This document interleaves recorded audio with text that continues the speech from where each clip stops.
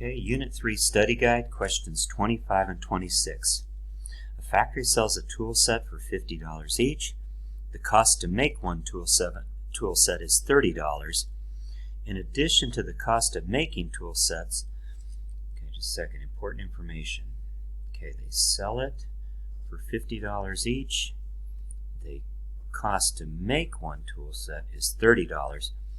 In addition to the cost of making tool sets, the factory has operating expenses of $18,000 per week. Operating expenses. The factory's goal is to make a profit of $2,450 each week. So they're aiming for a profit of at least $2,450 each week. Everything here is based on a weekly schedule here, so that's not that big of a deal.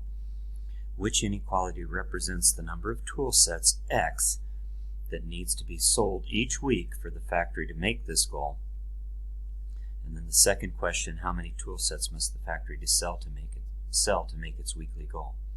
So first we need to choose one of these inequalities. Looking at your answers, you've got an interesting thing here. Every one of them is saying 20 times X, and we don't have a 20 in this problem. But they do tell us that the set sells for $50 and it costs them $30 to make it.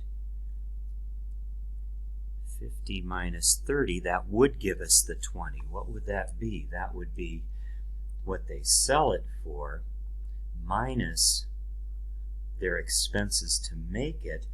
That gets us $20 profit on each toolbox. So that makes sense as to why it needs to be 20. I think this is a good place to start. At least $2,450 each week. At least. That's meaning that that is a minimum. So they want to make that amount as the bare minimum. They want to make that amount or more. That is going to be greater than or equal to.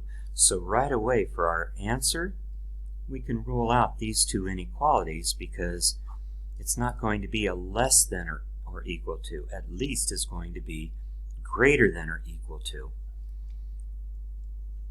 And again, they want to be greater than or equal to this profit. You've got two options here. It's going to be $20 times the number of toolboxes plus 18,000, or 20 times the number of toolboxes minus 18,000.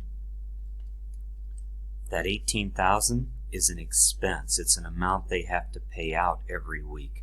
So that is going to be an amount that gets subtracted from their profit.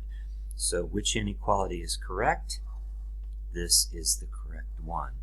They're going to take the profit from the toolboxes, subtract their weekly fees, and they want the money over here to be greater than or equal to $2,450. Okay, so we've done part one of it. We've got our inequality.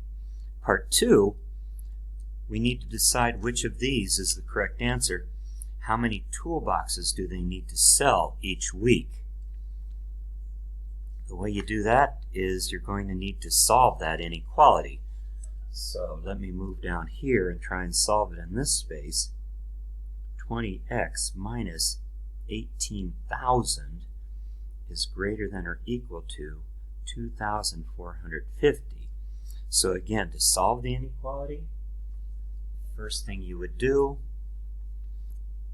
is add 18,000. Sorry, I was noticing the writing here is going to be really small, but if you're doing it along with me, okay, that's going to be 3 zeros. 18,000 will be right there, lining up the place value columns. If you're working along with me, I hope this will all make sense. So on the left-hand side, you get your 20x. Your inequality is going to come straight down. It's going to be less than or greater than or equal to. And then, whoops, it's not subtracting, it's adding. Adding those, you're going to get 20,450 450. And then to get x completely by itself, you're going to divide by 20. So divide this side by 20, and that will get me my inequality of x. I divided by a positive, so my inequality is not going to change direction. It's going to be greater than or equal to, and then I need to do this math. So that's going to be, and actually I like what Mr. Jordan's been doing in some of his videos of saying, we can reduce this. Both of these can be divided by 10. So really, if we divide them both by 10, it just takes off a 0. We have 2045 divided by 2. Coming over here to do the long division, 2045 divided by 2,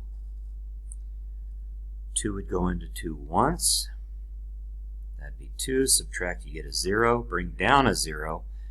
Well, 2 would go into 0 times. I can go ahead and put the 0 in if you like. Normally I wouldn't do that. Subtract, you get 0. Bring down your 4. 2 would go into 4 2 times. That would be 4. Subtract, you get a 0. Sorry, keeping track of which ones I brought down. Bring down my 5. 2 would go into 5 2 times. 4. Subtract, I get a 1. I can tack on a decimal point and add a 0, and now bring my 0 down, and 2 would go into 10. I'm sorry, decimal point would also go straight up. 2 would go into 10 5 times.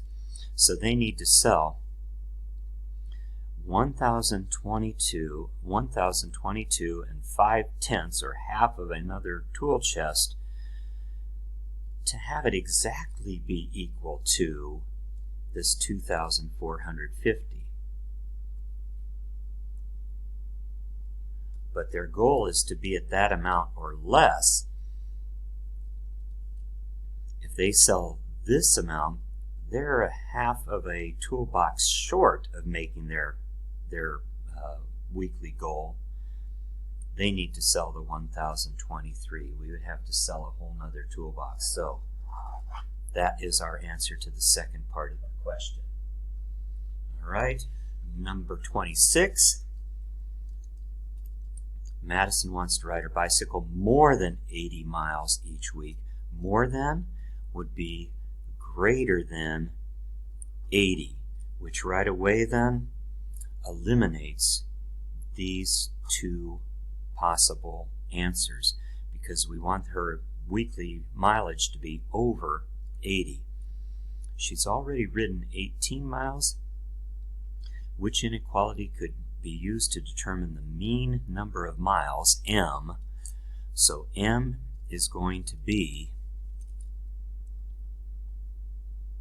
the mean number of miles. I hope you guys know this. The mean is another word for the average. So her average average miles for each day for 6 more days. So this is going to be like her average miles. She's going to do that for 6 days. Each of the 6 days, if it all leveled out, that's going to be 6 times m for her daily mileage, and plus she's got the 80 that she's, or no, she doesn't, she's got the 18 that she started with. It's going to be 18 plus 6m, or you could reverse it, 6m plus 18 is greater than 80, and there is our answer. Problem, or answer C is the correct answer. And that does it for the study guide.